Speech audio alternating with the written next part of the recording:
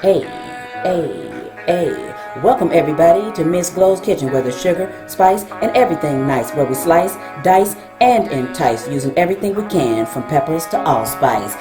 What's up, my people? Y'all know what time it is? See y'all in the kitchen.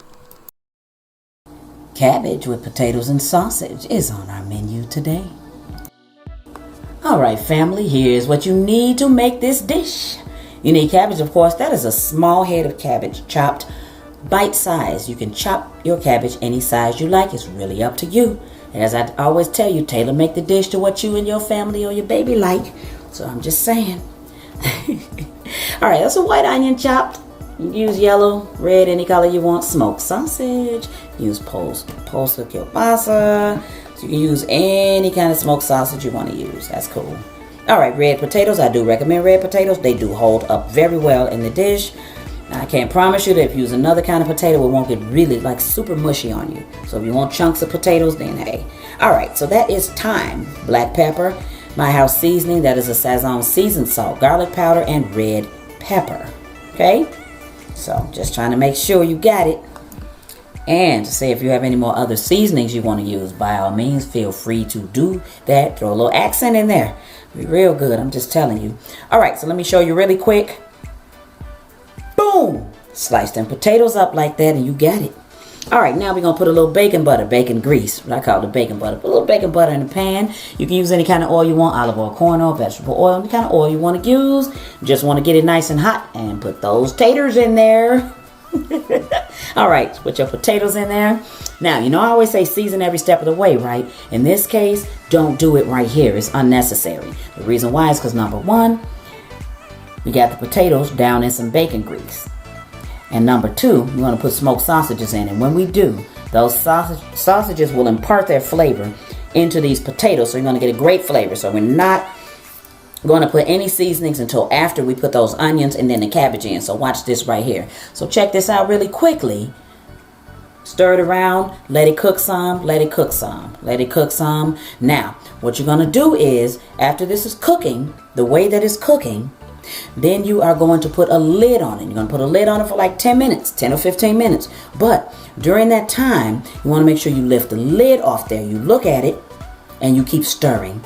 So that's what you want to do. You keep stirring till you get to the point where you got those sausages browned and those potatoes are like halfway done. You don't want to give them all the way done. And the reason why you don't want to do that is because you don't want your dish to turn out mushy. So right at this point, check this out. Throw your onions in there. We good to go. All right. So like I said, these are white onions. Any kind of onions you use are fine. And if you want to put a little green pepper in there or red pepper or something like that, you can. It'll just add to the flavor for sure. So there's always variations with a dish you can add. Just make it your own. That's what you do. Make it your own, darling. So you get the basics from somebody and you take it and you just run with it. You go. All right. So you see, my sausages got a little bit char on them right there. That's good. I want them browned real good because I want that flavor all through this dish. Okay?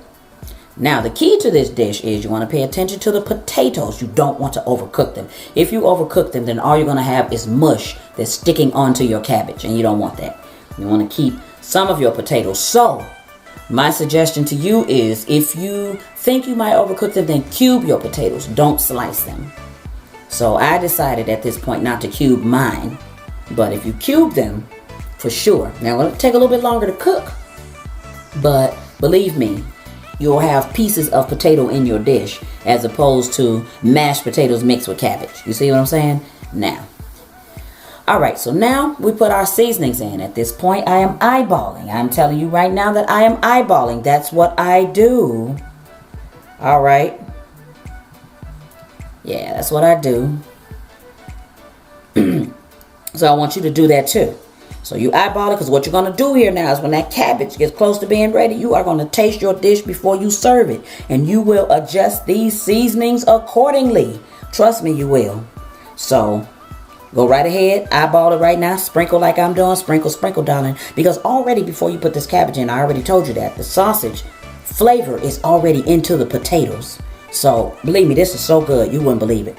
Put your little cornbread on the side. Baby, this is hitting. This is good. So try this. All right.